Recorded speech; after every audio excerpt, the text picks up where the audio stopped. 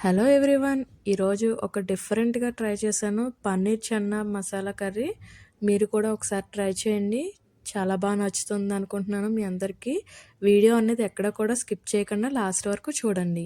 ముందుగా దీనికోసం కాబూలీ చన్నా తీసుకోవాలి. ఈ కాబూలీ చన్నాని మినిమం 4 అవర్స్ నానబెట్టుకోవాలండి.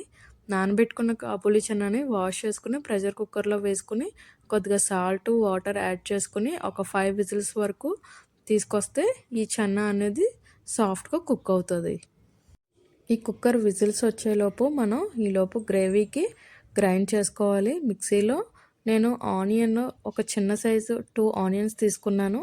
అలానే ఒక పెద్ద సైజు టమాటోని తీసుకున్నాను. ఈ రెండు కలిపి అలానే దీంట్లో కొద్దిగా నానబెట్టుకున్నాను జీడిపప్పును కూడా తీసుకున్నాను. ఇవన్నీ బాగా మెత్తగా గ్రైండ్ చేసుకున్నాను. ఇలా నేను చూపించిన విధంగా మెత్తగా గ్రైండ్ చేసుకుని ఈ పేస్ట్ని పక్కన పెట్టేసుకోండి. ఇప్పుడు నెక్స్ట్ ప్రాసెస్లో స్టవ్ ఆన్ చేసి ఇలా నాన్ స్టిక్ ప్యాన్ పెట్టుకోండి. దీంట్లో మీరు బటర్ యాడ్ చేసుకోండి ఆయిల్కి బదులు.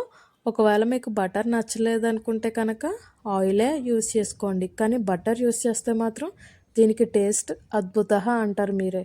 దీంట్లో బటర్ హీట్ అయిన తర్వాత పచ్చిమిర్చిని ఇలా చిన్న చిన్న పీసెస్ లాగా కట్ చేసుకుని వేసుకుంటే బటర్లో ఈ పచ్చిమిర్చి చాలా టేస్టీగా ఉంటుంది. ఆ తర్వాత 1/2 స్పూన్ వరకు అల్లం వెల్లుల్లి పేస్ట్ వేసి బాగా పచ్చివాసన పోయేంత వరకు వేయించండి. ఇప్పుడు మనం ముందుగా గ్రైండ్ చేసి పెట్టుకున్న ఆనియన్ టమాటో పేస్ట్ని కూడా దీంట్లో వేసేసి బాగా కలుపుకోండి. ఇది దగ్గరికి అయ్యేంత వరకు వెయిట్ చేయండి. సిమ్లో పెట్టుకుని స్టవ్ ఈ గ్రేవీ మొత్తం దగ్గరికి ఇలా నేను చూపించిన విధంగా అవ్వేంత వరకు వెయిట్ చేయండి.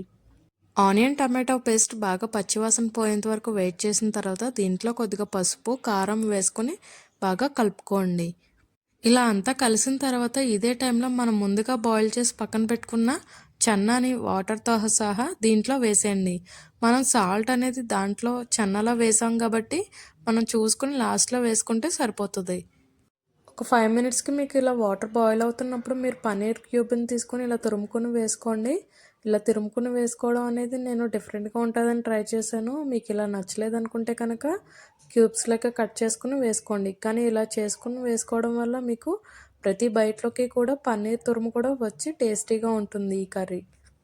ఒక 10 to 15 మినిట్స్ ఈ పన్నీర్ అలానే చన్నా కుక్ అయిన తర్వాత మీరు 1/2 స్పూన్ ధనియాలు జీలకర్ర పౌడర్ అలానే 1 స్పూన్ గరం మసాలా యాడ్ చేసుకోండి.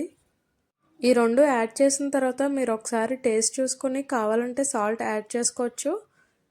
ఆ తర్వాత మళ్ళీ 10 to 15 మినిట్స్ లిడ్ క్లోజ్ చేసి కుక్ అవనివ్వండి. అప్పుడు మీకు వాటర్ ఇలా పైకి తేలుతూ కనిపిస్తుంది, ఆయిల్ కూడా సపరేట్ అవుతూ కనిపిస్తుంది. అదే టైంలో మీరు కొద్దిగా కసూరి మేతి ఉంటే కసూరి మేతి కూడా యాడ్ చేసుకోండి, బాగుంటుంది ఈ ఫ్లేవర్ కూడా. ఇలా కాసేపటికి మీకు ఆయిల్ అంతా పైకి తేలుతూ అలానే వాటర్ ఎగిరిపోయి కనిపిస్తుంది. అప్పుడు మీరు కొద్దిగా కొత్తిమీర ఉంటే కనుక కొత్తిమీర పైన గార్నిష్ చేసుకుని స్టవ్ ఆఫ్ చేసేసుకోండి, అంతే.